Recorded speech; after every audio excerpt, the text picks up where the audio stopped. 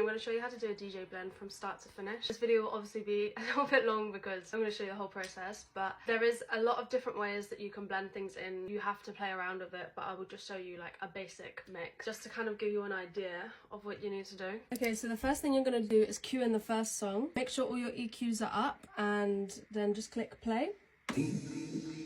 And let that play out. Whilst that's playing, you're going to look for your next song. So on the other side of the deck, you're just going to find whatever song you want to play. So I'm going to go for this one. And then for the song that you're bringing up, make sure that the low EQ is down and then the mid is turned a little bit, just because if they're both on the same level, it can sound a bit weird. So I normally have that as my kind of go-to setting. Okay, and start counting in your head. 1, 2, 3, 4, 1, 2, 3, 4, 1, 2. Do you know what I mean? So you can figure out how it's in time. Click the cue button, put your headphones on, and you'll be able to hear this song. So you can start cueing it in your ear. So 1, 2, 3, 4, 1, 2, 3, 4, 1, 2. And the next start of the phrase, we're going to cue this song in. So 1, 2, 3, 4, 1, 2, 3, 4, play.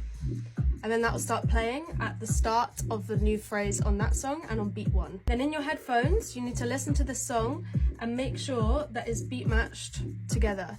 So you either need to adjust the jog wheel a bit forward or a bit backward. So you just need to listen to the beats and then see what sounds right.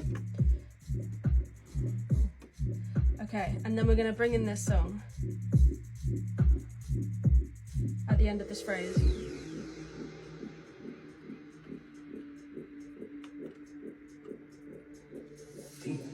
So bringing up the fader slowly. Remember your EQ, low EQ is still down. Adjust it a little bit if it's a bit out of time. You can move the mid EQs a little bit, so I do it slowly.